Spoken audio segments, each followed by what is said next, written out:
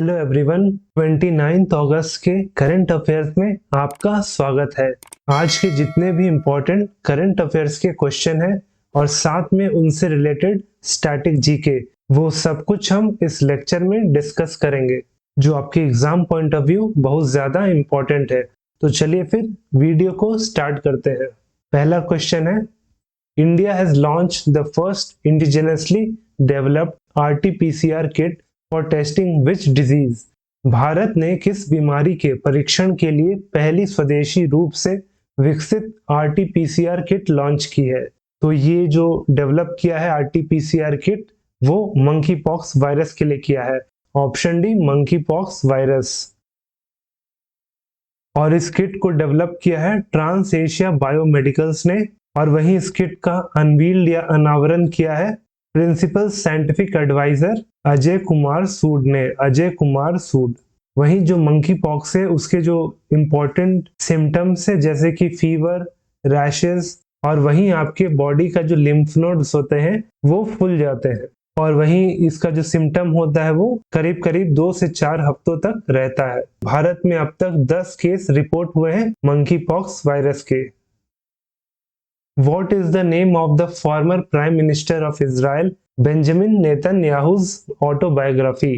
Israel के पूर्व प्रधानमंत्री बेंजामिन नेतन्याहू की आत्मकथा का नाम क्या है? तो वो है option D, Bibi my story. Option D, Bibi my story. और ये बेंजामिन नेतन्याहू का मेमोयर है जो नवंबर में रिलीज होगा। वहीं इस किताब में आपको इनकी पूरी राजनीतिक सफर देखने को मिलेगी। इसके साथ ये कुछ इंपॉर्टेंट 2022 के बुक्स है, ये भी हम देख लेते हैं जिससे कि आपका रिवीजन भी हो जाएगा। जिसमें पहला है द रेजिलिएंट एंटरप्रेन्योर, जिसे लिखा है ध्रुति शाह ने, ध्रुति शाह। उसके बाद है the boy who wrote a constitution, इसके ऑथर है राजेश तलवार, राजेश तलवार। वही फिर है बिरसा मुंडा, जनजातीय नायक, इसे लिखा है प्रोफेसर आलोक चक्रवाल ने, प्रोफेसर आलोक चक्रवाल। उसके बाद आता है crunch time, Narendra Modi national security crisis, इसे लिखा है डॉक्टर श्रीराम चौलिया, डॉक्टर श्रीराम चौलिया ने। उसके बाद है the tiger of draws, captain Anuj Nair, 23 Kargil hero, इसे लिखा है मीना नायर और हिम्मत सिंह शेखावत ने। वहीं बरगंडी विंटर्स इन यूरोप, इसे लिखा है प्रणय पाटिल ने। फिर Dilip Kumar, in the shadow of a legend, इसे लिखा है फैजल फारूकी ने, Faisal Farooqui. A little book of India celebrating 75 years of independence, इस किताब को लिखा है world famous author Ruskin Bond ने, रस्किन बॉन्ड। एक्चुअली में ये मेरे भी फेवरेट है, और ये जो किताब है ये इम्पोर्टेंट है क्योंकि ये बात कर रहा है भारत की आजादी का 75 साल पूरा होने का। तो ओकेजन वाइज ये किताब अपकमिंग एग्जाम के लिए ज्यादा इंपॉर्टेंट है। वहीं अगला किताब है क्वीन ऑफ फायर, जिसे लिखा है देविका रंगचारी ने, देविका रंगचारी। उसके बाद है the winning formula for success, इसे लिखा है विनीत कार्निक ने, Vineet Karnik. Which country is hosting the 65th Commonwealth Parliamentary Conference in August 2022? अगस्त 2022 में 65वें राष्ट्रमंडल संसदीय सम्मेलन की मेजबानी कौन सा देश कर रहा है? Option C Canada, option C Canada. और ये जो कॉन्फ्रेंस था ये शेड्यूल था 22 से 26 अगस्त के बीच में, तो ये हो चुका है। और वहीं जो भारत की तरफ से डेलीगेशन गया था उसको लीड कर रहे थे लोकसभा स्पीकर ओम बिरला। तो आपसे पूछ सकता है कि 65th कॉमनवेल्थ पार्लियामेंट्री कॉन्फ्रेंस में भारत की तरफ से कौन लीड कर रहा था? तो लीड कर रहे थे ओम बिरला जी। वहीं ये कॉन्फ्रेंस हो रहा था कनाडा के हैलीफैक्स में, कनाडा के Halifax. What is the name of India's first portal for arrested narcotics offenders made operational in August 2022?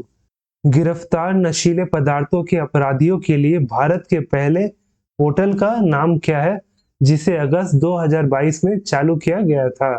तो उस पोर्टल का नाम है ऑप्शन ए निदान, ऑप्शन ए निदान। और ये इस तरह का पहला डेटाबेस है जहां पे जितने भी लोग नशीले पदार्थों का सेवन करते हुए गिरफ्तार होते हैं उनका जो जानकारी है इस डेटाबेस में रखा जाता है। वहीं जो पोर्टल निदान है इसका जो फुल फॉर्म है वो है national integrated database on arrested narco offenders. National integrated database on arrested narco offenders, और इसे डेवलप किया है नारकोटिक्स कंट्रोल ब्यूरो ने, जो 2 सालों से काफी न्यूज में रहा है। वहीं इस पोर्टल को union home minister Amit Shah ji launch किए थे चंडीगढ़ में during the national conference on drug trafficking and national security. वहीं बात करें नारकोटिक्स कंट्रोल ब्यूरो का, तो ये एजेंसी ड्रग्स और इलीगल सब्सटेंस का ट्रैफिकिंग को रोकने का काम करता है। और वहीं ये फॉर्म हुआ था 17 मार्च 1986 को, हेडक्वार्टर न्यू दिल्ली में है। वहीं जो करंट डायरेक्टर जनरल है वो है सत्यनारायण प्रधान। सत्यनारायण प्रधान। What was India's rank in the International Olympiad on Astronomy and Astrophysics 2022? खगोल विज्ञान और खगोल भौतिकी 2022 पर अंतर्राष्ट्रीय ओलंपियाड में भारत की रैंक क्या थी? तो भारत का रैंक था तीसरा, ऑप्शन सी तीसरा।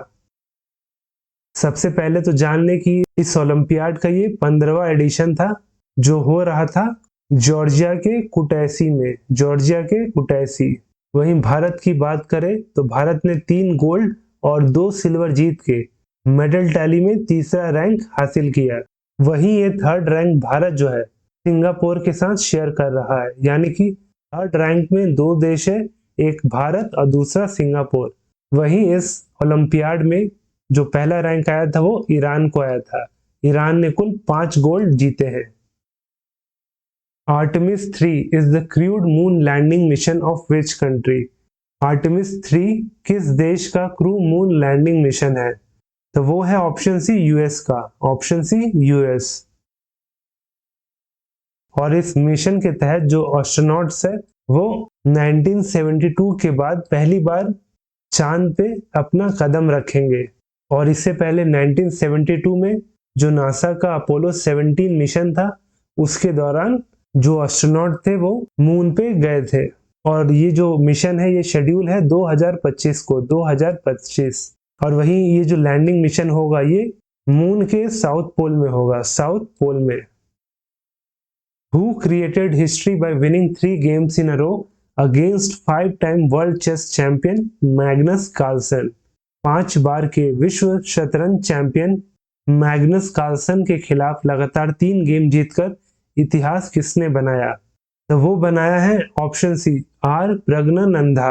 Option C Ramesh Babu Praggnanandhaa.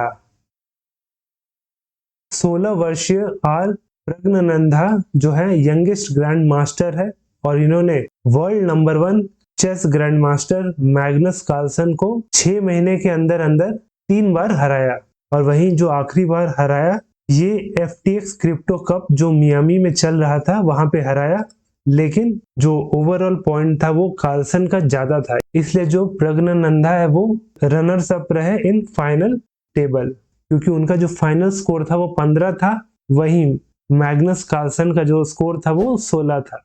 लेकिन 6 महीना में 3 बार हराना भी एक बहुत बड़ा अचीवमेंट है और वहीं भारत के लिए तो प्राउड मोमेंट है। In which city Indian Council of Agriculture Research ICAR Indian Institute of Millet Research is located? भारतीय कृषि अनुसंधान परिषद भारतीय बाजरा अनुसंधान संस्थान किस शहर में स्थित है? तो ये जो क्वेश्चन है वो आपके लिए है, आपको इसका सही आंसर नीचे कमेंट सेक्शन में लिख के बताना है। और वहीं इस डेली करंट अफेयर के लेक्चर का जो PDF है आपको हमारे टेलीग्राम चैनल प्रेप नेशन में मिल जाएगा, जिसका लिंक नीचे दिया गया है, आप जाके वहां से डाउनलोड कर ले।